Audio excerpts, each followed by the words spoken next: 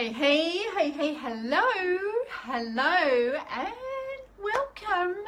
So I hope you saw the hashtag I put on for this video, which is hashtag Demystify self-publishing, because that is my goal. That is totally what I want to do for you. That is my gift to you. That is my wish for you.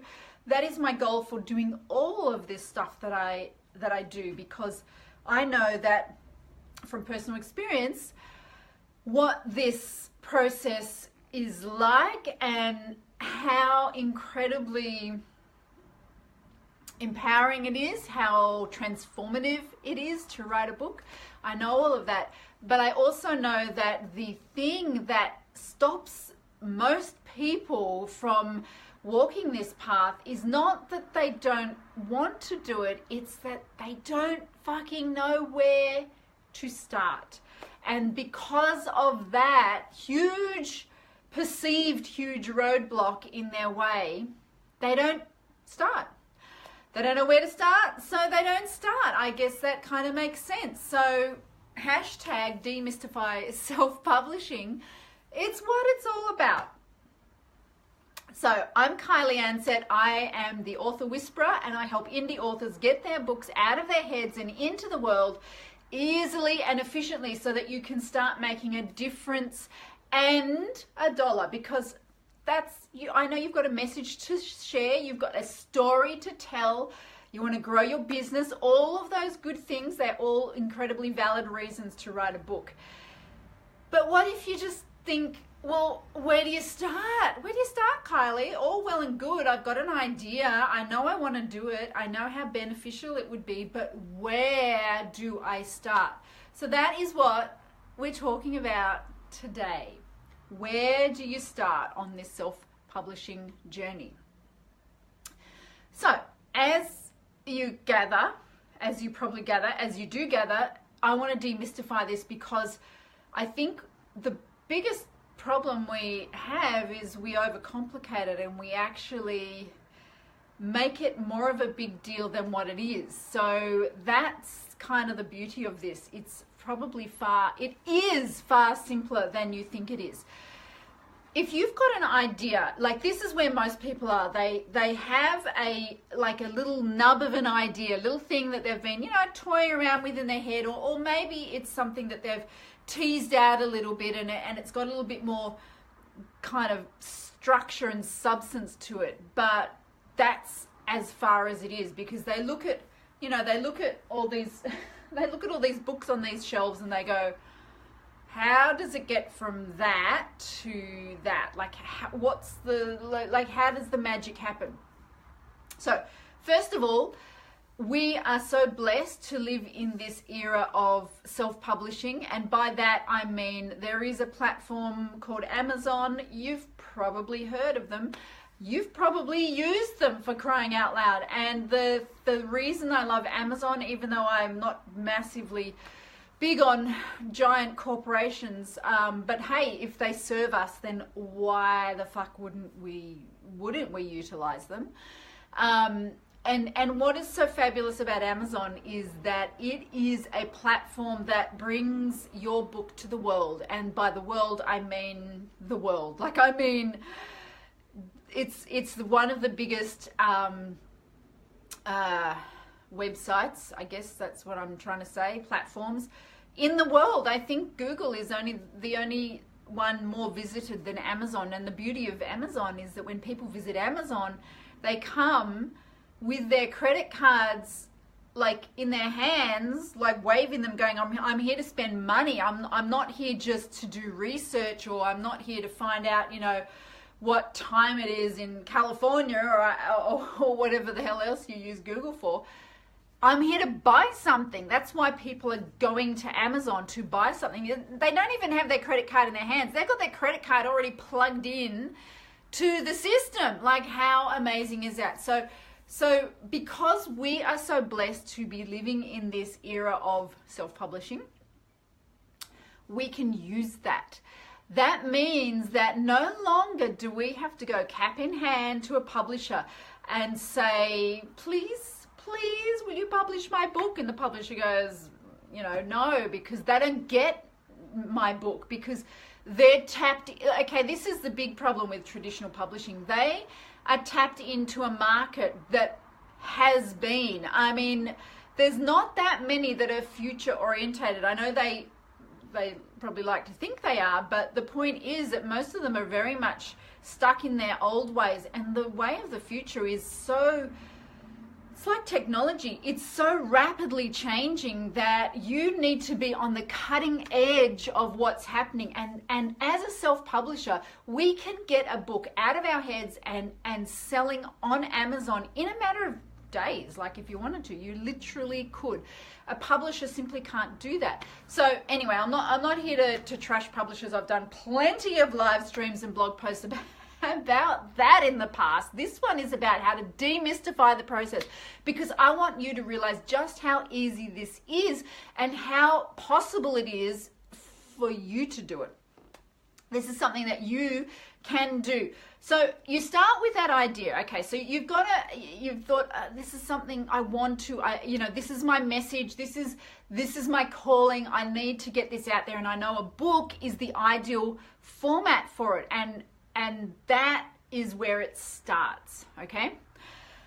So what do you do next? Well, of course, the next thing to do is to write the book. Now, I know that is a bit of a throwaway line, but honestly, again, people overcomplicate it. I did a live stream the other day. Go and check it out. It's about starting with the car chase. That was from the perspective of the readers. Like, make your book enticing, make it a page turner, don't make it boring. But here's from the perspective of the author is when you're writing your book, you should start at the car chase too. So basically what I mean by that is there's probably sort of a whole lot of stuff that is going to be part of your story, but there's a nugget that's like that, or that's the bit that you're just chomping at the bit to get at. Start there. Start writing on that. Don't take off your editing hat. Zero editing allowed, including do not correct typos or anything. No editing allowed. Get in there and write that chapter that you're super passionate about. And what you will find is that there's a momentum that you build up. Just by putting your energy behind that first super passionate chapter, that snowball has started rolling, and very soon there'll be no stopping it. So of course, yes, you got to write your book. Okay, that is something that can take as long or as short a time as you give it. I highly recommend doing it fast. Now, there's a couple of reasons behind that, and you will see as I explain them to you why it's so important to get your book out quick and not sit on it or let it drag on for months or put it off in the corner and then come back to it at a later date, which we all know is never comes. And that's probably one of the reasons. But the other is, okay, first of all, you've got that snowball. You've got the momentum going. You need to keep that momentum going. Don't put it aside, because what will happen is you'll lose any momentum that you may have, potentially gathered. That's one. But number two is that as a creative and as authors, especially sole purpose authors, which I think most of us here are, that passion that you're writing about, that thing that you are needing to share with the world in the form of a book, if you don't act on that and put the energy behind it, what happens is that it dissipates. The energy, you lose the momentum, like I've already said, but the energy dissipates, and without a doubt, in another few months, you will have another super passionate, super beautiful, super perfect idea that you're going to be wanting to potentially write another book on. So if you're still a quarter of the way through the first one and your next idea is coming, then one of two things is going to happen. You, and this is the more common and this is the deadly one, you'll put aside book one to start working on your new passion, because every creative likes to do what they're passionate about, right? Okay, and that's why we have drawers full of half finished frigging books or what are they called? Hard drives full of, you know, quarter written manuscripts. That's why. That's what happens there. Or the other thing is that you put aside the second idea because you're doggedly going to, you know, keep going on that first idea, but you've already lost the momentum, so the passion's low. Now you're suppressing passion on your second idea. Well, that is just a recipe for disaster. That's like a creative pushing down all their creative process into a box and kind of trying to fit in and do something. It's just the whole thing. It makes the process of writing a book unpleasant. Let's put it that way. It makes it not fun. So the idea is to act fast. Now, 3 months is what I call the kind of the sweet spot. That's the perfect time. It's not too short, not too long. Now, I know a lot of people might sit here and go, 3 months? You're going to be kidding, as if I could write a book in 3 months. You can. You absolutely can. I've written a book in a week and it can be done. Now, and I'm not just talking about writing it. I'm talking about editing it, getting the cover design and publishing it in 3 months. That is what you should be aiming towards. Now, it's just how it works best. Now, I'm not saying that you can't do it in a longer period of time, but I have worked with a lot of clients who have spent a lot longer doing that, and I now am quite adamant about kicking people's ass to get it done in a short period of time. I mean, it doesn't have to be 3 months, but it sure as hell is not going to be 2 years. Like that's where so much dies of your own passion and so many missed opportunities because you've been stuck on that original idea. That's how it works. Are you hearing me? Is this resonating with you? You're kind of getting the idea that, yeah, maybe you've been sitting on that idea too long. The point with creatives is we need to create. And actually, all humans are creators. All of us are creating all the time. But if you want to actively create your book, then you obviously have to take steps towards it. But if you are quashing that instinct because of fear or because you don't know where to start or because of all those other crappy reasons, then you are suppressing an aspect of your being that is really needing to be expressed. And that does not go well for creatives. We end up feeling that we're not living the life we're meant to be living.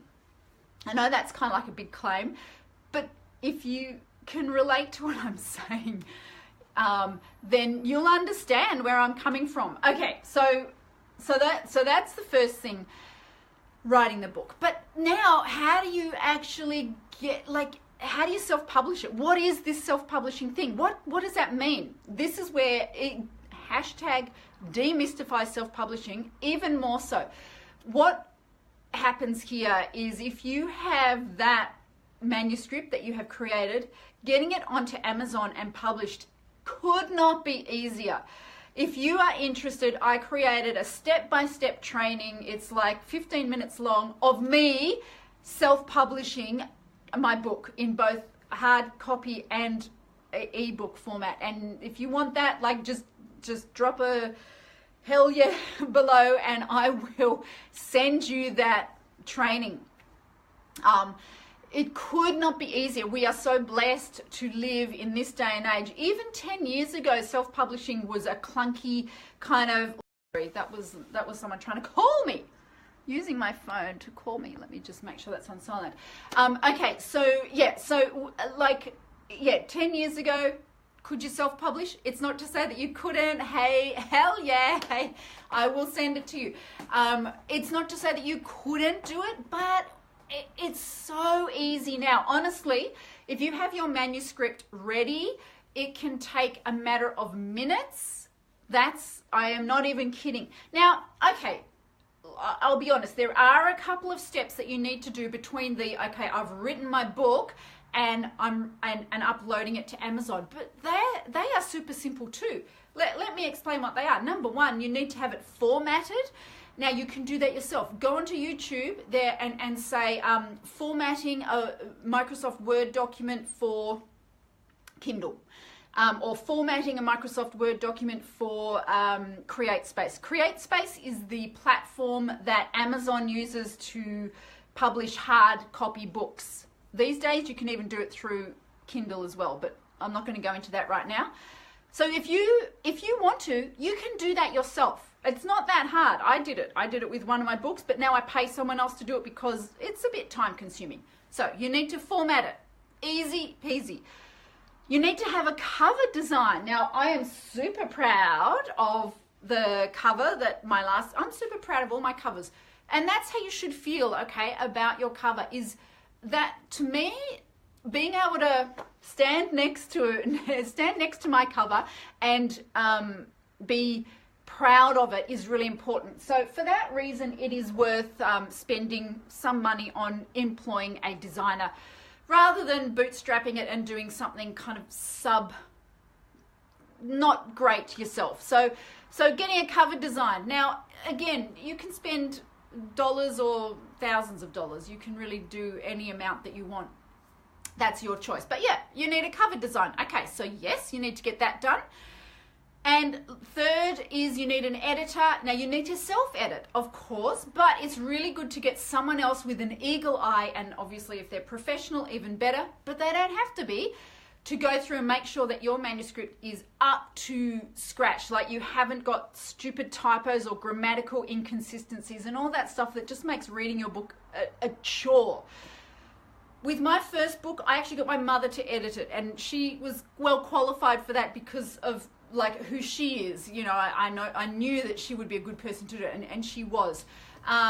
So I think that, like, once you've done those three things, the actual uploading of your manuscript to Amazon, so easy. So if you are sitting there thinking, how do I, should I, can I, will I, won't I, let me tell you, Demystify self-publishing. It's the easiest thing that you can do, and the rewards are massive. The rewards of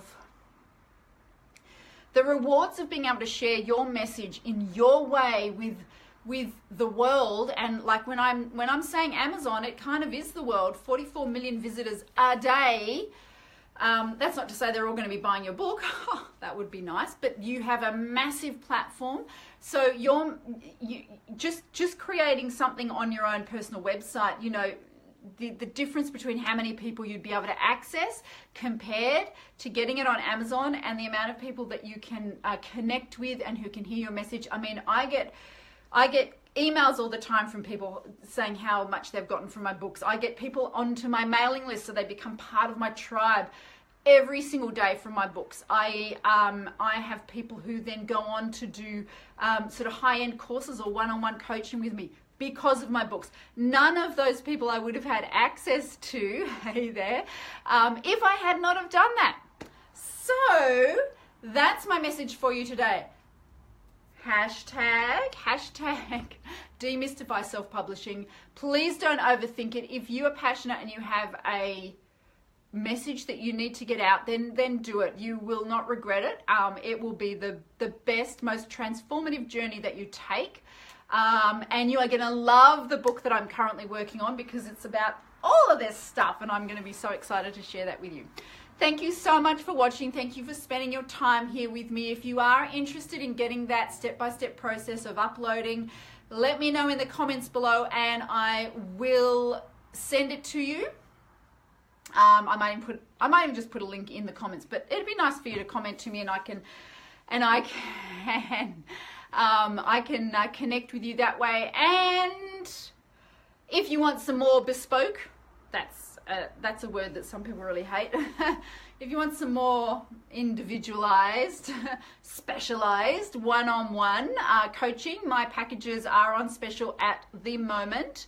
And I would love to sit down with you and really help you on all the different aspects that you might have around being a creative in a creative world and making sure that your message gets out the way it's meant to.